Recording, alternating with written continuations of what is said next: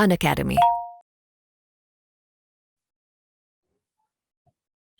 Hello friend, this is Mukesh from Unacademy. जैसा कि आप सभी को पता है कि यूपी पीसीएस 2021 का फाइनल रिजल्ट आ चुका है और बहुत सारे जो है एस्पायरेंट जो है सफलता जो है इस एग्जाम में पाए हैं। कहा जाता है कि यूपी पीसीएस में सफलता पाना कोई बहुत आसान काम नहीं है और इसको अगर हम बोलें तो कोई लोग इसे टेढ़ी खीरी भी बोलते हैं। तो आज हम आपके सामने एक ऐसे टॉपर को लेके आए हैं जिन्होंने प्रिंसिपल का पद हासिल किया है। 146 इनकी रैंक है। तो आइए चलते हैं अमरेंद्र कुमार चौधरी जी से वार्ता करने कि उनका यह सफर कैसा रहा। तो सबसे पहले अमरेंद्र जी को मैं धन्यवाद बोलता हूं कि उन्होंने अपना टाइम दिया हमें। तो सबसे पहले गुड इवनिंग सर, आप कैसे हैं? नमस्कार सर, अच्छे हैं। आप कैसे हो? सर हम भी एकदम बढ़िया हैं और हमें बहुत खुशी है कि सर आपने जो है सफलता पाई और इस टेढ़ी खीर को जो है सॉल्व करके दिखा दिया। तो बच्चे भी हमारे यह चाहेंगे कि सर आपने क्या क्या ऐसा किया था कि जो आप इस पद पे जो है आज सुशोभित हो रहे हैं। तो सबसे पहले सर मैं आपके थोड़ा बैकग्राउंड के बारे में जानना चाहूंगा। हाँ बिल्कुल सर। सर मैंने इंटर तक की पढ़ाई जवाहर नवोदय विद्यालय सिद्धार्थ नगर से की है, जो एक रेजिडेंशियल स्कूल है। उसके बाद हमने जो है इंजीनियरिंग इलाहाबाद से किया और इंजीनियरिंग करने के बाद 2 साल हमने जॉब भी किया। उसके बाद फिर इस फील्ड में आए और वर्तमान में मैं प्राइमरी टीचर के पद पे पोस्टेड हूँ। तो ये हमारा रहा एकेडमिक पूरा। तो सर जैसा कि आपने बताया कि आप ऑलरेडी जॉब में थे और लगभग 2 साल आप जो है सहायक प्राध्यापक भी थे, ठीक है। तो सर ये जॉब में रहते समय इस एग्जाम की तैयारी की जा सकती है? कुछ कठिनाई हाँ सर, शामिल हुई थी सर इसमें? एक्चुअल में सर हर जॉब में इतना समय और वो नहीं मिल पाता, लेकिन प्राइमरी अध्यापक की नौकरी ऐसी है कि चूंकि आप एक शेड्यूल टाइम में जाते हो और आते हो तो आपको अच्छा खासा समय मिल जाता है। और दूसरी बात है कि चूंकि हम बीइंग अध्यापक पठन पाठन से जुड़े रहते हैं, तो ये हमारे लिए बड़ा हेल्पफुल होता है कि हम विद्यालय में भी बच्चों के साथ समय व्यतीत करते हैं और घर पे आके खुद को बच्चा बना के तैयारी के फील्ड में खुद को लगा के रखते हैं। तो ये हमारे लिए बड़ा अच्छा था, क्योंकि ये नहीं है कि हम बिल्कुल पढ़ाई लिखाई से अलग रहते हैं। तो हमारे लिए बहुत अच्छा साबित हुआ ये हमारा 2 साल का सहायक अध्यापक का कैरियर। हाँ। तो सर जैसे कि आपने बताया कि आप जो है पहले से ही जो है इस जो है बच्चों को पढ़ाते थे तो उस समय आपको टाइम मिल जाता था। अगर मान लेते हैं कि कोई बच्चा जो ऑलरेडी जॉब में है, ठीक है, और वो कह रहा है कि मेरे को उतना टाइम नहीं मिल पा रहा, तो हो सकता है कि अगर उसका बेस बना ही ना हो, ठीक है ना, तो अगर वो प्रिपरेशन करे तो उसे कितने आवर देने चाहिए पढ़ाई में? और कोई बच्चा ऐसा भी हो सकता है जो ऑलरेडी कभी मेंस लिखा हो तो उसका एक बेस बन चुका है। तो सर आप किधर की तरफ थे? आपने पहले कभी दिया था मेंस?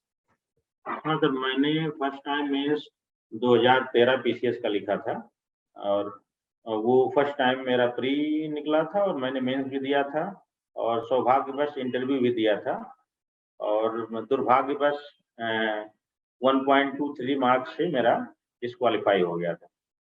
उसके बाद से फिर मैंने 2015 लोअर पीसीएस का भी मेंस दिया और 2016 अपर पीसीएस का मेंस दिया और 2016 लोअर पीसीएस का इंटरव्यू भी दिया। फिर 2017-18 मेंस दिया, 2018 का इंटरव्यू भी दिया। उसके बाद ये 2021 का हमने प्री दिया, मेंस दिया और फाइनली हम सेलेक्ट हुए। तो कहीं ना कहीं मेरे पास तो अनुभव था, लेकिन जहाँ तक मुझे लगता है कि अनुभव और कोई जरूरी नहीं कि आप बहुत ज्यादा मेंस दिए हो तभी आप सेलेक्ट हो सकते हो। बहुत सारे बच्चे ऐसे हैं जो फर्स्ट अटेम्प्ट में ही सेलेक्ट हो जा रहे हैं और अच्छी रैंक लेके आ रहे हैं। तो ये डिपेंड करता है कि हमारी रणनीति कैसे है। जैसे आपने कहा कि अगर कोई बच्चा ऐसी जॉब में जहाँ टाइम नहीं मिल पा रहा है, तो सर ये डिजिटल की दुनिया है। यहाँ आप नौकरी करते हुए बस, ट्रेन या अपने निजी वाहन में ट्रेवल करते हुए भी पढ़ाई कर सकते हो। बहुत सारे लोग ऐसे हैं जो कुकिंग करते हुए भी पढ़ाई कर सकते थे, क्योंकि मैं भी स्टार्टिंग में एज ए स्टूडेंट खुद एक रूम में रहना, खाना बनाना, सब कुछ करना पड़ता था। तो कुछ चीजें जो किताबों में नहीं मिल पाती थी वो यूट्यूब के माध्यम से, अनअकैडमी हुआ, कुछ और सोर्सेज से लेके उसको हम सुनते रहते थे। या जैसे अगर हम वॉक पे जा रहे हैं या शाम को खाना खाने के बाद छत पे टहल रहे हैं, तो अपना ईयरफोन लगा के उस पर्टिकुलर टॉपिक को हम सुनते रहते थे। तो टाइम का और इन फैसिलिटीज का कोई इशू नहीं है। डिपेंड करता है कि आप वाकई में तैयारी करना चाहते हो, आपके अंदर डेडिकेशन है कि नहीं। वो चीजें ऑनलाइन की दुनिया में आपको सब कुछ उपलब्ध है, घर बैठे आप चीजों को पा सकते हो। आपने बिल्कुल सही एकदम नब्ज पकड़ी है बच्चों की, कि जिसको करना होता है वो करके दिखा देता है, ठीक है। और टाइम का आज के डिजिटाइजेशन में कोई इशू नहीं है कि आपको मैटर कहीं से भी मिल सकता है। तो सर, आपको ये सफलता की जो प्रेरणा है, इनका प्रेरणा स्रोत कौन थे? देखिए सर, सफलता की, चूंकि मैं एक ग्रामीण परिवेश से हूँ, तो मेरे फादर एक किसान हैं, तो उनका सपना था कि मेरा बेटा भी बीसीएस क्वालिफाई करे। तो सबसे पहले उन्होंने मेरे बड़े भाई को लगाया, जो है वो बीसीएस तो नहीं क्वालिफाई कर पाए लेकिन इंटेलिजेंस ब्यूरो में गए। तो फिर भैया से मैंने सीखा कि चलो, भैया को लोक सेवा आयोग के द्वारा सफलता नहीं मिली, लेकिन मुझे लाना है। और आपको जानकारी के लिए बता दूं, भैया मेरे जिस रूम में रहते थे, मैंने डिसाइड कर रखा था कि जब तक मुझे सफलता नहीं मिलेगी, मैं इस रूम को खाली नहीं करूंगा। एट लास्ट मुझे वहां से सफलता मिली, फिर मैंने उस जो है वहां से छोड़ा। तो मेरे माता-पिता, मेरे भैया और कुछ मेरे, चूँकि मेरा फ्रेंड सर्किल बहुत लिमिटेड है, तो उसमें से मेरे कुछ खास मित्र जो कुछ हम मेरे साथ यहाँ सिटी में रहते हैं, कुछ सिलेक्टेड हैं, स्पेशली 2013 पीसीएस के टॉपर पंकज सिंह, जो हम लोग एक ही साथ के पढ़े हुए और एक साथ हम लोगों ने पढ़ाया भी, और जो है वो एसडीएम बने। बाकी कुछ मित्र जो सीटीओ हैं, कुछ असिस्टेंट प्रोफेसर हैं। तो एक जो हमारी मित्र मंडली है, ये भी हमारे लिए बहुत प्रेरणा का स्रोत रहा। इंटरव्यू को हम प्रीलिम्स और मेंस के एस्पेक्ट से देखते हैं, ठीक है। तो हाँ, ठीक है सर। सबसे सर, पहले प्रीलिम्स को क्लियर करने के लिए बच्चों को क्या स्ट्रेटेजी, और अगर कोई आप बुक सजेस्ट करना चाहते हैं तो सर वो जरूर करिए। हाँ, बिल्कुल सर। देखिए, क्योंकि मैंने उस दौर को भी देखा है जब पीसीएस का पैटर्न बिल्कुल अलग था और यूपीएससी का पैटर्न बिल्कुल अलग था। तो पुराने पैटर्न पे भी मैंने प्री निकाला, मेंस दिया, और नए पैटर्न में 2018 के बाद से भी दिया। ल तो पुराने पैटर्न पे और नए पैटर्न पे आने में जो पुराने बच्चे थे, उनको दिक्कत हुई। तो हमें कोशिश, जो नए पैटर्न है, इसके अकॉर्डिंग चलना है, क्योंकि जहाँ तक मुझे लगता है, मेरा अनुभव कहता है कि 2018 के बाद से पीसीएस के प्री का पैटर्न काफ़ी बदल चुका है। और सबसे कठिन काम है प्री को निकालना, क्योंकि वहाँ आपको 4.5 लाख से लेके 6 लाख तक के बच्चों में आपको अंडर 10,000 में आना होता है, और सिलेबस भी काफ़ी ब्रॉड है। तो इस वजह से प्री पे ज़्यादा फोकस करना है। रही बात किताबों की, तो हमें थोड़ा-सा ट्रेडिशनल किताबों से हटना, जो नया पैटर्न है, हमें न्यूज़पेपर, मैगज़ीन और ऑनलाइन जो कंटेंट हमको मिलते हैं, उस पे ज़्यादा फ़ोकस करना है और कुछ चुनिंदा किताबों को लेके चलना है, ताकि हम एक सेलेक्टिव तैयारी कर सकें और एक राइट डायरेक्शन में चलें। क्योंकि सिर्फ़ पढ़ना ही महत्वपूर्ण नहीं है। हमें ये पता होना चाहिए कि हम जिस एग्ज़ाम में बैठने जा रहे हैं, उसका पैटर्न क्या है, क्वेश्चन का जो है वो लेवल क्या है, तब जाके हम उसमें सफलता पा सकते हैं। और सर, जैसे आपने किताबों की बात की, तो सबकी चॉइस अलग-अलग होती है सर। कुछ लोग कुछ किताबों को पढ़ के सफलता पाते हैं, कुछ लोग कुछ। अगर आप मेरा पर्टिकुलर पूछ रहे हैं, तो मुझे सबसे अच्छी जो किताब लगी भूगोल की, वो महेश बर्नवाल सर की थी। महेश बर्नवाल का समग्र विश्व का समग्र भूगोल। मुझे आज तक अपनी लाइफ में उससे बेहतर कोई किताब नहीं लगी। उसमें सारे कंटेंट मुझे मिल जाते थे। और मैं संविधान के लिए मैं पूरी तरह से प्रयोग करता था बाणी को, और मैं इतिहास के लिए कुछ किताबों को कलेक्ट करके करता था। कोई ऐसी बुक नहीं जिसमें सारा कंटेंट मिल जाए, तो उसको थोड़ा-थोड़ा कहीं से लेके करना पड़ता था। ये सारी चीज़ें थी, और मेरा ज़्यादा ज़ोर होता था कि रेगुलर न्यूज़पेपर और मैगज़ीन, ये सबसे महत्वपूर्ण चीज़ें। क्योंकि जो आप रेगुलर न्यूज़पेपर पढ़ते हो और उसकी जो समीक्षा को आप पढ़ते हो, ये किसी भी एस्पिरेंट्स के लिए बहुत ज़रूरी होता है। क्योंकि समीक्षा पढ़ने से आपका एक तो निबंध के लिए आपको मैटर मिलता है, और जो मेंस के पेपर हैं, सारे पेपर में उसके कंटेंट कहीं न कहीं यूज़ हो जाते हैं। तो हमें पेपर और मैगज़ीन पे बहुत ज़्यादा फ़ोकस करना है। और ऑनलाइन चीज़ें जो नई-नई चीज़ें आ रही हैं, स्पेशली साइंस टेक्नोलॉजी से रिलेटेड, या कोई हिस्टोरिकल प्लेसेस अगर हमें मान लीजिए किसी हमारे प्रधानमंत्री या राष्ट्रपति के द्वारा दौरा किया जा रहा है, तो उन सब उससे रिलेटेड कंटेंट को हमें मैगज़ीन और ऑनलाइन कंटेंट से इकट्ठा करना है। तो ये बदलते जो पीसेस का पैटर्न है, उसके अकॉर्डिंग एक स्ट्रेटजी बना के हमको चलना पड़ेगा। और मेंस में भी हम यही हाँ। स्ट्रेटजी रखेंगे या कुछ हाँ, अलग? मेंस में भी हमारा सर यही स्ट्रेटजी रहेगा। अब चूँकि ऑप्शनल तो सबका अलग-अलग होता है, बाकी मेंस के लिए भी हमें, क्योंकि मेंस पुराने पैटर्न से काफ़ी हट चुका है, तो हमें मेंस के लिए हर पेपर वाइज़ रणनीति बनानी पड़ेगी, कि फर्स्ट पेपर के लिए क्या-क्या लेके चलना है, सेकंड पेपर के लिए क्या-क्या लेके चलना है, और फोर्थ पेपर के लिए लेके चलना है। और किसी पर्टिकुलर बुक पे डिपेंड नहीं रहना है। हमें उस पेपर के कंटेंट को मैगज़ीन से भी छाँटना है, ऑनलाइन कंटेंट ऑनलाइन भी लेना है।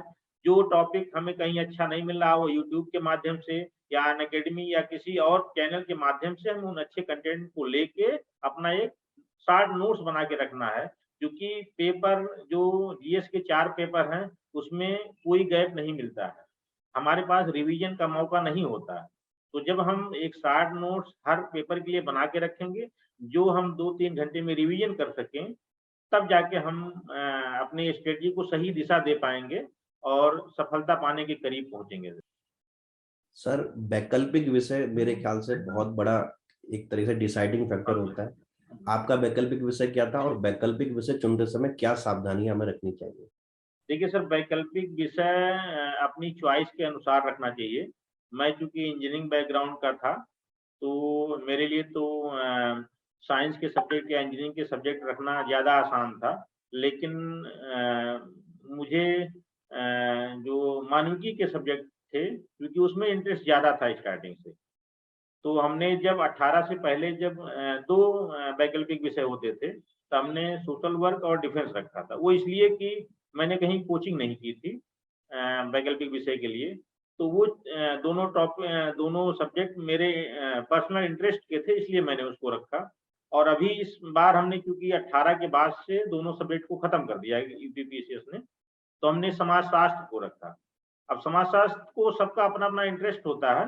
समाजशास्त्र मैंने इसलिए रखा क्योंकि मुझे व्यावहारिक क्वेश्चन्स के लिखने में बहुत अच्छा लगता है, क्योंकि मैं अभी आपसे बताया कि पेपर ज़्यादा पढ़ता हूँ, मैगज़ीन को ज़्यादा पढ़ता हूँ, और हमारे आस-पास जो घटनाएँ घटती हैं, उससे चीज़ों को कोरिलेट करके क्वेश्चन्स को अटेम्प्ट करता हूँ। तो इसलिए मैंने समाजशास्त्र को चुना था। बाकी किसी वैकल्पिक विषय से आप ये नहीं सुनिश्चित कर सकते कि इस विषय से सिलेक्शन होगा या नहीं होगा। इस चीज़ को लेके अभ्यर्थियों में बहुत भ्रम रहता है। जैसे जब मैंने समाजशास्त्र को लिया, तो मुझे बहुत लोगों ने टोका, यार समाजशास्त्र मत लो, इससे हिंदी मीडियम में मार्क्स नहीं मिलते हैं, और आप मतलब और सब्जेक्ट लो, अगर लेना हो तो इंग्लिश मीडियम में रखो।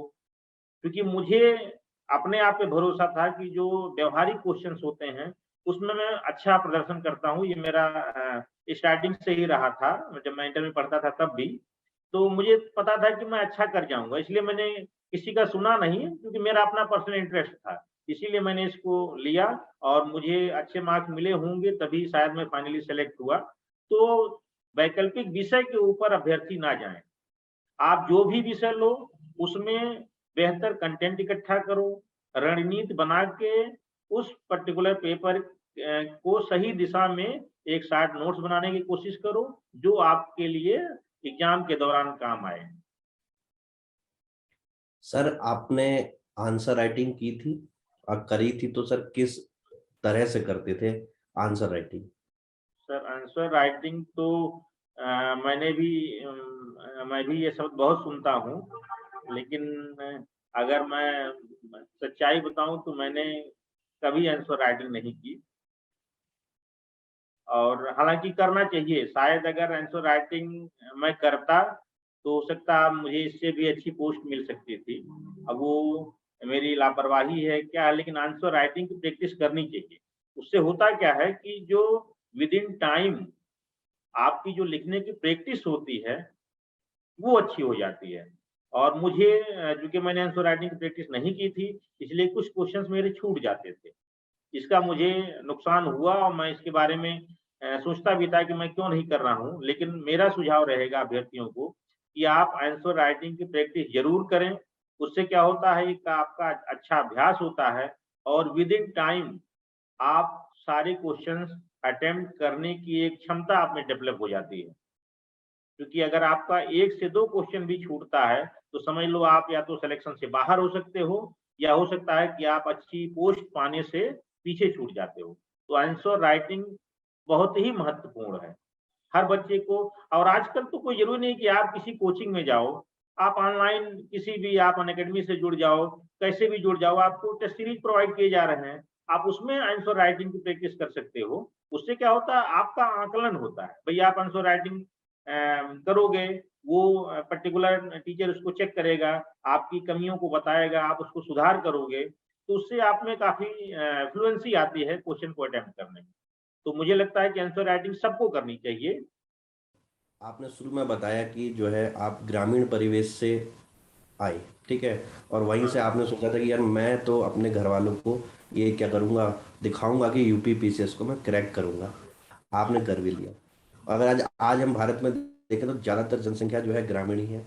तो सर, ग्रामीण परिप्रेक्ष्य के जो बच्चे हैं वो बहुत ज़्यादा सुनना चाहेंगे कि आप उनको क्या बोल दें कि वो मोटिवेट हो और ज़्यादा से ज़्यादा हमारा ग्रामीण बच्चा जो है मेन स्ट्रीम में आए, एडमिनिस्ट्रेशन की लाइन में आए सर। मेरा उनके लिए यही संदेश है सर कि जब आप घर से जिस दौरान आपके माता-पिता आपको अपने घर से विदा करते हैं, तो आप उनकी आँखों में देखिए कि उन्होंने आपके लिए क्या सपने देख रखे हैं। और जब वो न आपको आप शहर में आ जाओ, कहीं भी तैयारी करने के लिए जाओ, तो आप हमेशा उनकी उन आँखों की चमक को याद रखो कि उन्होंने क्या सोचा था आपके लिए। तो आप कभी भी पथ भ्रमित नहीं होगे, एक बात। दूसरा, लाइफ में कोई भी गलती करोगे तो आपको हमेशा याद आएगा कि यार मेरे किसी गलती से या मैं अगर सफल नहीं हुआ तो उससे मेरे माँ-बाप पे क्या गुज़रेगी, उनकी प्रतिष्ठा को क्या नुकसान पहुँचेगा। तो आप इन चीज़ों को याद रखो और आप जहाँ भी जा रहे हो, वहाँ ईमानदारी के साथ आप तैयारी करो। 2 चीज़ें होती हैं आजकल की जो ट्रेंड चला है, जो मैंने देखा है जो यंगस्टर्स में आया है, 100 में 10% तैयारी करने वाले, 40% जो शुद्ध रूप से तैयारी करने वाले हैं, 40% ऐसे हैं जो तैयारी अपने लिए नहीं दूसरों को दिखाने के लिए करते हैं और 50% तैयारी करने वाले नहीं होते हैं। तो हमें पढ़ाई अपने संतुष्टि के लिए करना है, ना कि लोग समझें कि हम तैयारी कर रहे हैं। जिस दिन आप ये सोचोगे कि नहीं मुझे अपने लिए पढ़ना है, तो फिर आपको सफल होने से कोई नहीं रोक सकता। आप ये ना सोचो कि लोग ये समझे कि नहीं बंदा बहुत पढ़ रहा है भाई, बहुत अच्छा है। इससे नहीं, ये आप बाहर के लोगों को संतुष्ट कर सकते हो, खुद को या अपने पेरेंट्स को कभी संतुष्ट नहीं कर सकते हो। तो आपका एक ही ध्येय हो कि भाई हमें अपने पेरेंट्स के सपनों को पूरा करना है और सही लक्ष्य को पाने के लिए सही रणनीति आप बनाओ, सही लोगों के संपर्क में रहो। आप अच्छे तैयारी करने वालों का एक फ्रेंड सर्किल बनाओ, जिनके साथ आप ग्रुप डिस्कशन कर सको, नई-नई चीज़ों को पा सको, अपने सीनियर्स की प्रेरणा ले सको और कुछ जो भी आप कोचिंग में जाते हो या किताबों को लेते हो या कुछ संस्थाएँ से जुड़ते हो, तो आप उसके लिए बड़ा सेलेक्टिव रहो। कि जैसे आप मुझे लगता है कि अगर ऑनलाइन के लिए आप आ रहे हो तो आप अनअकैडमी जैसी संस्थाओं से जुड़ो जो आपको अच्छा कंटेंट देती हैं और जो कंटेंट आपके एग्जाम के लिए बिल्कुल सही दिशा के लिए होता है। तो आपको इसमें बड़ा सिलेक्टिव होना पड़ता है। यानी कौन-सा सही रास्ता है, कौन-सी सही किताब है, कौन-सी सही इंस्टीट्यूशन है, ताकि जो आपको आपके गोल तक पहुँचा सके। तो इन सब चीज़ों को ग्रामीण परिवेश के बच्चों को ध्यान रखना होगा। तो मुझे लगता है कि जो है, जो भी ईमानदारी से प्रयास करेंगे, उनको सफलता ज़रूर मिलेगी। जैसा कि आप सभी ने देखा और बहुत सारे लोग इस वीडियो को आगे भी देखेंगे, तो मैं बहुत सारे इंटरव्यू मैंने अभी तक लिए हैं, ठीक है sir, to be very frank. लेकिन जो आपने बारीकियों को पे बात करी है ना, वो बारीकियों की बात जो है बच्चों को अनडाउटली बहुत ज्यादा फायदा देने वाली है, ठीक है। आपने जो है पूरा मेंस के बारे में बताया, प्रीलिम्स के बारे में बताया, और जो काफी मिस नॉर्मल होते हैं जिनको हम भ्रांतियां कहते हैं, उनको सिरे से क्या करा है, नकारा है, उनको शुद्ध रूप में सबके सामने रखा है। तो सर, मेरा तो मानना यह है कि जब ये बच्चे वीडियो देखेंगे तो सर से कहेंगे कि सर स्ट्रेस मैनेजमेंट पे बताइए क्या होगा, ठीक है ना सर, टाइम मैनेजमेंट पे बताइए क्या होगा। ये यूपी पीसीएस की पढ़ाई थोड़ी सर लंबे समय तक चलती है तो बीच में फ्रस्ट्रेशन आ जाती है, कितने लोग सर गांव भाग जाते हैं, ठीक है ना, तो क्या होगा। और सर एक बहुत बड़ी विचारधारा जो मैंने आज भी अपनी क्लास में सुनी थी बच्चों से, कि सर हमारी किस्मत नहीं है, ठीक है। तो सर एक छोटी सी लाइन सबसे लास्ट वाले में मैं सुनना चाहूंगा कि सर किस्मत पे आप भी बिलीव करते हो कि नहीं करते हो, और बाकी जो मैंने लाइन ली है इसमें आपसे थोड़ा एक मेरे को वचन चाहिए कि सर आगे इन चीजों पे आप हमें टाइम दे जरूर, इन सारे मैनेजमेंट पे स्ट्रेस से लेके आपके किस तरीके से लोड को कम करें, ठीक है सर। अब मैं आपको आपको छोटी सी घटना छोटी सी सुनाता लाइन हूँ। सर बच्चों को बोल दीजिए जो किस्मत वाले कहते हैं। नहीं, ठीक है, देखिए, हम आपको 30 सेकंड में छोटी सी घटना सुनाता हूँ। सभी लोगों ने थ्री इडियट्स मूवी देखी थी। उसमें जब आमिर खान और उसके दोस्तों की नोटिस बोर्ड पे लिस्ट लगती है, तो जो दोनों दोस्त रहते हैं, वो नीचे से अपने लिस्ट चेक करते हैं, तो वो पास हुए रहते हैं। उनको लगता है कि यार ये आमिर खान पास नहीं है, लेकिन जब वो ऊपर तक जाते हैं, तो उसकी फर्स्ट रैंक रहती है। तो उनका स्टेटमेंट होता है कि यार दोस्त फेल हो जाए तो दुःख होता है, लेकिन अगर दोस्त टॉप कर जाए, तो बहुत ज़्यादा दुःख होता है। ये सेम इंसिडेंट मेरे साथ घटित हुआ था 2013 में। मेरा मित्र जो हम लोग एक साथ इंजीनियरिंग किए और एक साथ हम लोग साथ पढ़ाए भी, पंकज सिंह, 2013 में वो टॉपर बना और मैं मात्र 1.23 मार्क्स से रुक गया नायब तहसीलदार बनते में। तो उस समय भी लोगों ने मुझे कहा कि तुम कैसे उसको फेस करोगे? लेकिन एट इंस्टेंट मैं उसके वेलकम के लिए, मिलने के लिए भागा कि मेरे जो मुझे इसका दुःख है, ये मेरे दुःख पे उसकी खुशी भारी है। तो कहने का मतलब ये है कि आप बुराई में भी अच्छाई देखो। जब तक आप अपने अंदर ये जज़्बा नहीं पैदा करोगे और कि हमें जो आपके काम की चीज़ हो उसको लो, बाकी चीज़ें छोड़ दो। आपने कहा किस्मत की बात, किस्मत अपनी जगह है। आप हमेशा ये सोचो क्या मैंने ईमानदारी से मेहनत किया है। जिस दिन आप जैसे लोग बोलते हैं कि नहीं यार हमको तो कोई दूसरा जज करता है, लेकिन मेरा हमेशा से मानना रहा है कि हम अपने सबसे बड़े जज हैं। हमसे बड़ा अपने आप को जज करने वाला कोई नहीं होता। आप रात में सोने से पहले 2 मिनट सोचो कि क्या वाक़ई में मैंने इस एग्ज़ाम के लिए वो रणनीति बना के तैयारी की कि नहीं? अगर आपको लगेगा कि नहीं की, तब आप समझो कि वो कमियाँ कहाँ हैं। तो किस्मत ठीक है, उसको आप अलग रखिए। आप ईमानदारी के साथ रणनीति के तहत मेहनत कीजिए, किस्मत अपने आप साथ देगी। तो कहा गया ना कि ऊपर वाला भी उसी का साथ देता है जो संघर्ष करता है, जो मेहनत करता है। तो सिर्फ़ किस्मत के भरोसे मत बैठिए। थाली आपके सामने है, आपको उठा के मुँह में डालना ही पड़ेगा, तभी जाके आपको खाना मिलेगा। तो मेरा सभी अभ्यर्थियों से ये कहना है, ईमानदारी के साथ मेहनत कीजिए, अपने लिए, अपने परिवार के लिए मेहनत कीजिए कि हमें कुछ करके दिखाना है। किस्मत अपने आप आपके पीछे दौड़ेगी, ना कि आप किस्मत के पीछे दौड़ोगे। ऐसा मेरा मानना है। थैंक यू सर, आपने बहुत ही सुलझे शब्दों में जो है इस पूरे इंटरव्यू को दिया। तो ये थे हमारे साथ अमरेंद्र कुमार चौधरी जी, जिन्होंने 146 रैंक हासिल की थी और जो है प्रिंसिपल के पद पे इनका चयन हुआ है। आई होप आगे भी बहुत सारे वीडियो में हम सर के साथ आएंगे। आप जैसा भी कमेंट लिखेंगे उसी हिसाब से हम डिसाइड करेंगे सर के सेशन। सर बहुत धन्यवाद सर आपका यहाँ पे अनअकैडमी धन्यवाद के सर। प्लेटफॉर्म में आपने आने मुझे का। बुलाया, नमस्कार किया, सर। बुलाया। गुड। ठीक है sir. Okay. Thank you sir.